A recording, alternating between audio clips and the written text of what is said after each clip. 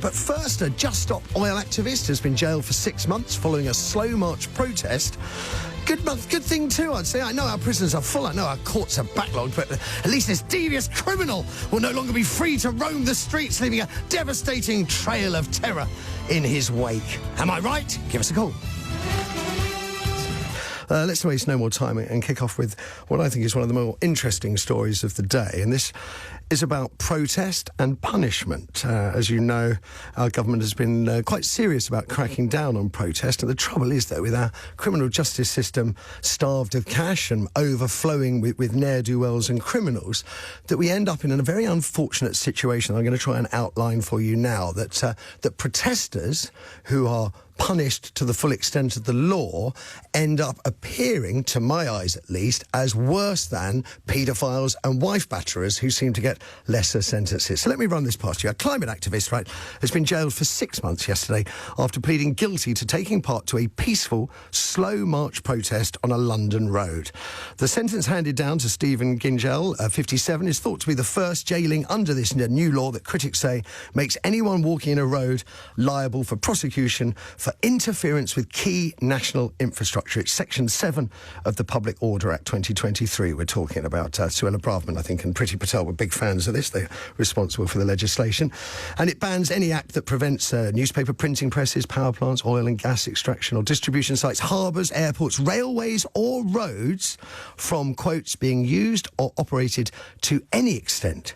So if you block a road to any extent, you face a potential penalty of 12 months in jail. And Gingell, a father of 3 from Manchester, was one of about 40 supporters who spent about 30 minutes marching on Holloway Road in North London at 4 p.m. on the 12th of November. So that's 30 minutes slow marching. Now, I have to tell you about some other offences that I found that have also received 6-month penalties in prison. The wife-beating Waterloo Road actor, Craig Fitzpatrick. Now, when he originally beat his partner, heavily pregnant partner, Julie Owens, he didn't actually get a jail sentence. He got a suspended sentence, a part of a supervision order. The brutal attack saw Julie, who was 8 months pregnant, slapped several times, beaten on the head with a shoe and threatened with a punch in the stomach. It was only when he didn't turn up to his probation hearings that he actually was forced to court and given a jail sentence of 6 months. Likewise, Neil Sobey, who's a sex offender from Devon, a serial paedophile, jailed for 6 months after downloading more than 1,600 child abuse images to his computer and attempting to cover his tracks with cleansing software.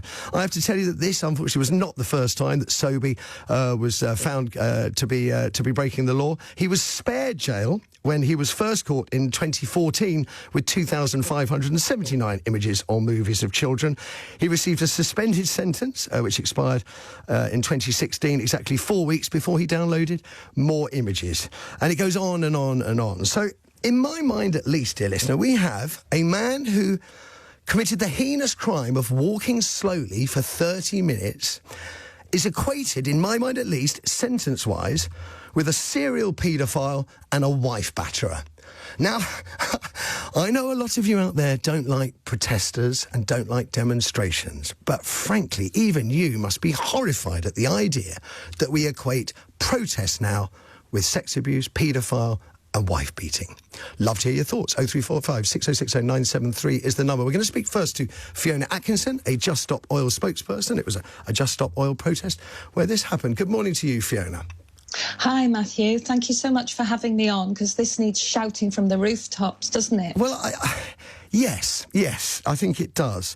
Can you tell us a little bit about the slow march? I mean, it's half an hour. Doesn't seem particularly excessive to my mind. No, it isn't excessive. It's just what it says, a slow march down a road, and it's the right of all of us here in the UK, or it was the right of all of us in the UK, to take to the streets if we are angry enough or frightened enough with what our government is failing to do to protect us. And that's what Stephen was doing. Could I tell you a bit about Stephen? Because he's just a lovely man, and I know him, and he's got 3 children.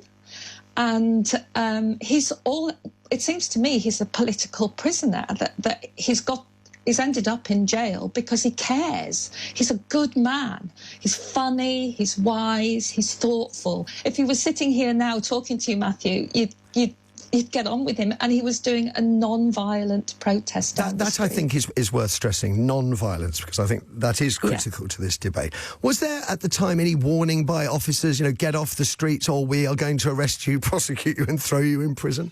I can't talk to you about the details of that march, and also I think there'll be an appeal, so I'd sort of rather stay out of those sort of details. But Just Stop Oil have been slow marching for a long time, and it's getting, and the crackdown upon protest in this country is getting worse. Could I pick up on something you said that I thought was interesting? Because you mentioned Priti Patel and Suella Braverman being behind the protest laws, and actually there's ExxonMobil, the giant USA fossil fuel company, they actually paid £25,000 to the Policy Exchange, which is a right-wing think tank, and they came up with a report which then entered the laws, and that some of the words that they actually used, the Policy Exchange actually used, have ended up in a UK law. I suppose that was to clamp down on, specifically on fossil fuel protesters. I suppose those in favour of this fairly draconian law will argue we can remember not Just Stop Oil but XR holding the capital to hostage for maybe a week at a time, blah, blah, blah. There was a lot of political unhappiness about that. But 6 months in jail seems... Well, I've already equated it to paedophilia, to wife battering. I also note, by the way, Penny Mordaunt, the Tory MP, her brother, he sent sex images to a decoy schoolgirl who was hoping to meet, a 14-year-old who was hoping to meet for sex. This is the brother of a Tory MP and former minister. And he didn't even get a jail sentence. But you walk slowly in Holloway Road in North London. I mean, is it going to stop people like yourself and other protesters? Is this fear going to stop you protesting? No, certainly not, because now it seems to me we're fighting for our democracy as well. I mean, what is going on here? When did the UK turn into Russia? And we've got an absolutely legitimate demand from the government, which is backed by everyone from the Pope to all the top scientists. We've just seen COP28. You've just seen those people from the countries in the Deep South. They're fighting for their lives. And we here also are fighting for our lives. I'm a 68-year-old grandma. Would you be prepared to go to jail for your cause under this law? Funny you should say that. I was recently arrested, and I was walking down Whitehall along the pavement, and then I went onto a zebra crossing in order, admittedly, to start a slow march. I turned around on the zebra crossing to walk down Whitehall, and I was arrested, and I've got my bail hearing on Friday, and I do not know what will happen to me. And I am doing this not out of a desire for, I don't want to be in court on Friday. I'm doing this for my 11-year-old granddaughter, because we have a world that's on fire. We have a world that is heading for absolute disaster. You've got, we've had a summer, the hottest year. We've had a summer full of I hear where you're going from, but forgive me, I don't want to get into the issue per se of climate change. I want to keep it to protest, if I may. And Andy Mayer, if I can bring you in now, energy analyst at the IEA in London, the Institute of Economic Affairs. Good morning to you, Andy. Good morning. Are you happy with peaceful protesters ending up doing longer in prison than, say, Penny Mordaunt's brother who was trying to have sex with a 14-year-old girl? Well, I think it's an interesting comparison, because you can look through any history of cases and find bad sentencing decisions. So in both the ones you cited, I think the maximum sentence for assaulting somebody, wife beating, is life imprisonment. I think for child pornography or extreme pornography, it's 3 years. And the maximum sentence for this offence is 12 months. So what you've got there is a claim that this is an extreme example for the one and not enough for the others. So it's an interesting comparison, but it's not a good one. But the underlying problem is that the activity in which Just Stop Oil are engaging is dangerous. It's only a year ago since 2 people were killed on Dartford Bridge as an indirect result of a Just Stop Oil protest. And the government quite rightly is saying this type of protest is not exercising your lawful and reasonable right to protest, well, surely the answer to that is to make the protest safe rather than locking up the protesters for months at a time. Well, safe protest is very easy. You can walk very slowly around a park or on an arranged pavement with the police. So it's government-approved protest is what you like, rather than actual people protest. You have the protest you favour is the protest that the government of the day permits, which, forgive me, Andy, isn't actually how protest works normally. It's normally in opposition to the government of the day. Well, it's certainly true, but it's not a case that the government should have massive powers to say exactly what you can and can't do, but it can reasonably intervene when you are endangering others. And that's the problem with the Just Up Oil tactics. They cause criminal damage. They cause danger to life and limb by blocking things that people need to get around doing their daily business. They block ambulances. These are people who are so obsessed with their own desire to do something about what they fear is an Armageddon situation, that they think any The majority of scientists agree it as well, and we just had a massive conference. I agree. So we do have a problem. Too, and in the long run, I want them to win. I do want a world where we don't need to use fossil fuels for energy. But the way they're going about it is completely bonkers. But do you think the way the government is going about addressing it is in itself excessive, pernicious, and frankly, I mean, I'm kind of embarrassed that our government, in a what I would have considered to be a fairly liberal, civilised society, should choose to lock someone up for 6 months for walking slowly, while, as I outlined, someone who had battered his wife, then got a suspended sentence initially, doesn't turn up, eventually gets sent down, and a serial sex abuse. I mean, it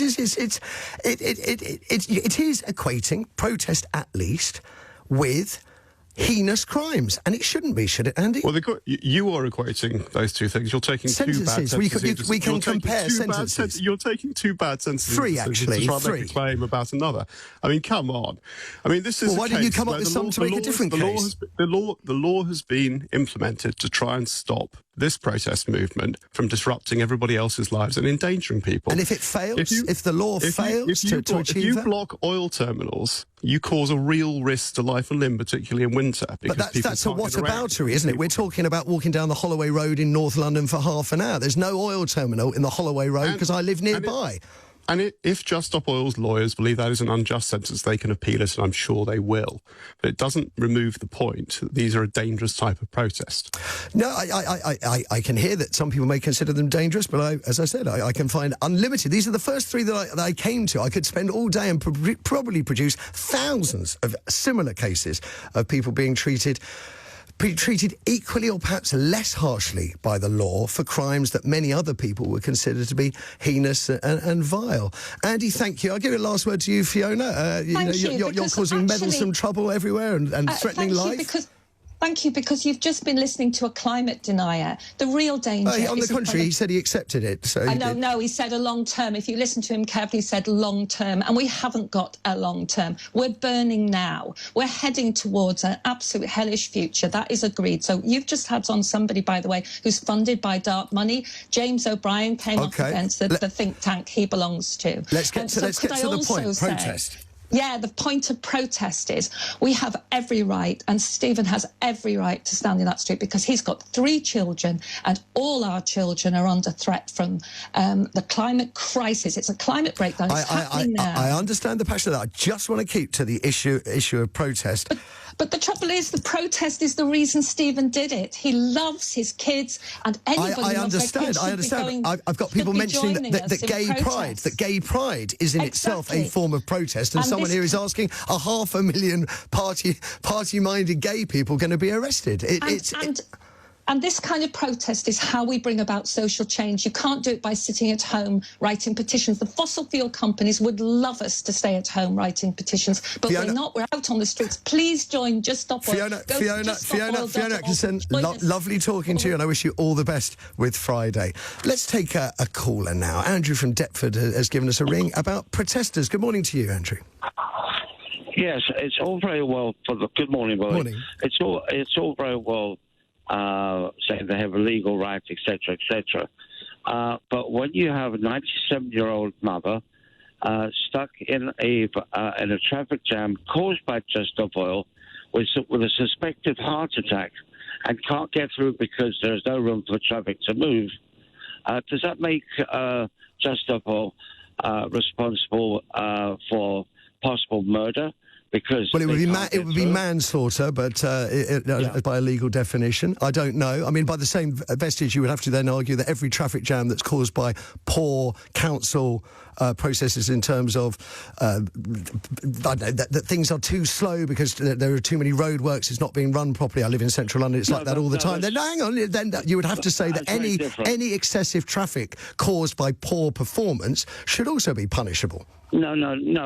So you don't think a council that screws up and means that ambulances can't get to hospitals and people die, you don't think the council would be any way responsible? That's interesting. No, they're not responsible. They are actually responsible for the roads. But yes, they are not responsible for the same way that Just Stop Oil is. Just Stop Oil. Why? The people that are legally charged with delivering roads. I'm just asking you. I just ask you why the council, which is legally responsible for your roads, isn't responsible if an ambulance can't get through due to their poor planning.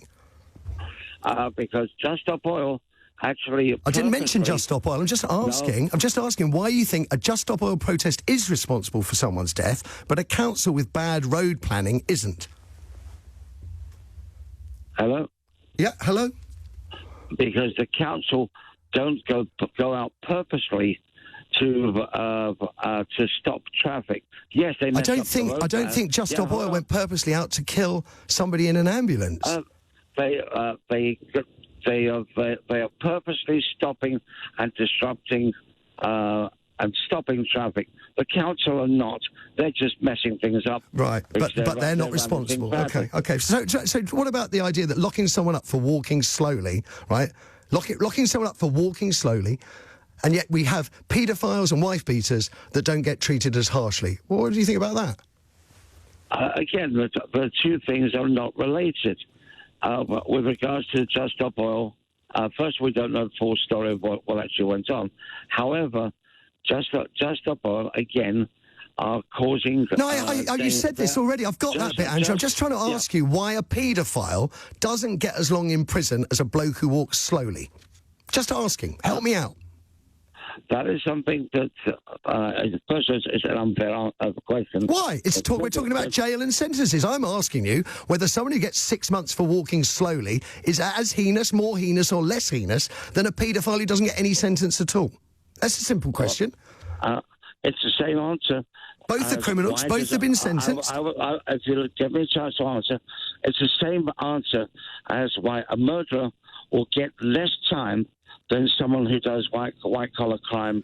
Now, Andrew, with the greatest respect, you are now talking absolute rubbish. Nice talking to you, Andrew. That's just so demonstrably not true, but... Well, we try. I'm interested in your thoughts as well, folks. I mean, I think it's a fair question because I'm talking about sentencing.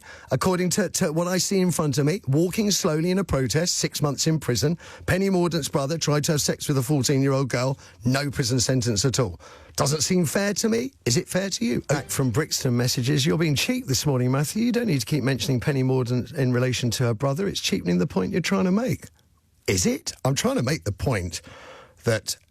Edward Mordaunt, Penny Mordaunt's brother, Penny Mordaunt, the former Tory minister, Tory MP, that Edward Mordaunt, who tried to have sex with a girl he believed was 12 and a girl he believed was 14, they were both stooges set up by the police, he was eventually sentenced to 6 months in prison, suspended for 2 years. My point being that the guy in jail who's sentenced to 6 months for walking slowly in a protest, well, that protest law, I'm assuming, was voted for by Penny Mordaunt. So Penny Mordaunt, in fact, I'm being told it was voted for by Penny Mordaunt. So my point is, Jack, that Penny Mordaunt voted for a law that saw a bloke jailed for 6 months for walking slowly. But meanwhile, her brother, who tried to have sex with two girls, one of 14 and one of 12, in his mind at least, he got 6 months suspended. Doesn't seem fair to me. 0345 6060 973 is the number to dial, as Tobias has done in Leeds. Good morning to you, sir. Good morning, Matthew. I was going to want to make a point. Well, I meant to make 2 points. One was I agree with your point fully. At the end of the day, the sentencing does not weigh up. But what I wanted to say on my second point is just to get a bit of clarity regarding the right to protest. They've put a law in place, or a policy in place, which says nobody can. Well, if you block the street in some way in your protest, you're going to get arrested. Say again. what is the law or the policy that they're putting out? That they're saying if you block the road in any way? Yes, in any way, you can be arrested and sent to 12 months in jail. And it's not just roads, it's all manner of stuff, infrastructural stuff, if we like, railway lines, newspapers, newspapers which actually, to my mind, are businesses rather than public services run by non-dom billionaires, but you can't block a newspaper either. All right, no, so now, keeping to that first point about the sentencing, right? Mm-hmm. So what I looked at was simple thing. Some people are calling up and they might be a bit too early. They're not thinking about what's going on.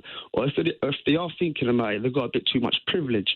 Because what I'm looking at is we have a society which starts with young kids right up to the elderly.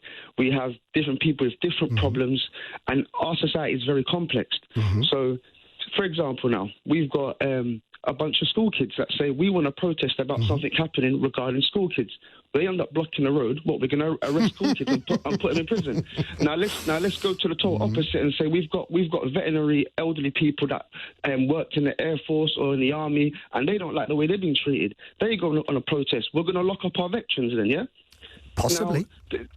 Now, the people that are calling up and not agreeing to what you're saying and not agreeing to and not and brushing off the law what you're saying, to me, sorry, it's the morning, but they're a bunch of idiots. Because you've got to look at the bigger point, Tobias, and the long run. I appreciate your candour and your frankness. It is not for me to comment further. Tobias, bless you. Have a lovely day. Talking about Stephen Gingell, who pleaded guilty to breaking the Public Order Act of 2023, which bans any act that could block a road. It's literally anything that could stop a road being used to or operated on to any extent. And I note Conrad's message. Hello, Matthew. If that geezer has to do 6 months, then they should arrest the Mayor of London due to slowing down the traffic and causing congestion, more fumes due to 20-mile-an-hour zones, huge plant pots and wide two-way cycle lanes. OK, what does John have to say in Seaford in East Sussex? Good morning to you, John. Yes, good morning to you. So as a magistrate, I've sat on many cases over the years, and each one has to be looked at on its own merits. The CPS would have brought forward the evidence and the defending person would have defended for it. It was a guilty plea. It was a guilty plea, that's absolutely right. So there wouldn't be a defence with that. Circumstances would have been brought here. So obviously, potentially, stopping the traffic as the gentleman had done, potentially you've got ambulances getting to hospital to save people's lives. You've got people waiting to go to hospital. None of which is required by the law, which you would know as a magistrate. The law specifies that you only have to be blocking or interfering with the faultless operation of our road to be guilty of the crime. All the other stuff you say is circumstantial. Well, of course it is circumstantial. So I just want to be clear, because you're the magistrate, so I don't want to be telling you what you do, but it's the letter of the law. He's pleaded guilty, so a lot of what you've said isn't actually relevant to what Stephen Gingell has gone through, because he offered a guilty plea. Yes, he did offer a guilty plea, that's right. And sentencing guidelines will state exactly what the sentencing will be for each particular case. So you can't really compare the case. Except you can. Case. You can, because... No, it's I could ask you why does a wife batterer not get 6 months in jail but get 6 months suspended? Why? Can you just explain to the listeners how that happens? Well, repeatedly beat his wife. Well, if you let me talk instead of talking over me all the time, it would help. So sentencing guidelines are stated down by the Judiciary Board, and these are done by Act of Parliament as to each particular case. So you would have to go back to Parliament, wouldn't you? And it's not for... Hang on, John. Can I interrupt, please? Because this is not... Well, the sentencing guidelines give you the range of sentencing for a crime. The magistrate and the judge has to assess how bad the crime is and offers a sentence within those parameters, right? That's right. Thank you. So sorry to interrupt you, but so just to make it clear, so I asked you, and you didn't yet reply, I asked you, how come a man who beat his 8 months pregnant wife, hit her on the head with a shoe, threatened to punch her in the stomach, slapped her about, how did he get 6 months suspended and a bloke walking down a road slowly gets 6 months inside? Well, because as I've pointed out to you, these are sentencing guidelines. Well, I'm asking you as a magistrate, if you're presented with somebody who's beaten his wife, his 8 months pregnant wife, would you be minded to give him 6 months suspended, and a bloke who walks down the road slowly, 6 months inside? Would you make those decisions, John? Well, the decision by the judge or the magistrates has to be by the sentencing guidelines. We don't. No, John, we've just gone through this. The guidelines are a range of punishments that you as a magistrate have to use. You have to assess the case in front of you, where you're going to be on that scale. And I'm asking you, John, not to go on about sentencing guidelines, to tell me what you would do. A bloke who batters his 8 months pregnant wife, 6 months suspended. A bloke who walks slowly down a road, 6 months inside. Can you explain that to the listeners? Because I can't. Well, as a magistrate, we have to abide by the sentencing guidelines. It's not our opinions. But the guidelines are a range. I've just told you it's a range. You accept it's a range. There's That's huge correct. prison. It's a range. So how does a bloke who batters his wife get off? This is a bit of a one-way conversation here, isn't it? If you answered it would be a two-way conversation, wouldn't it, John? Thank you for the call. I've got to move on, I'm afraid. It's just going round in circles.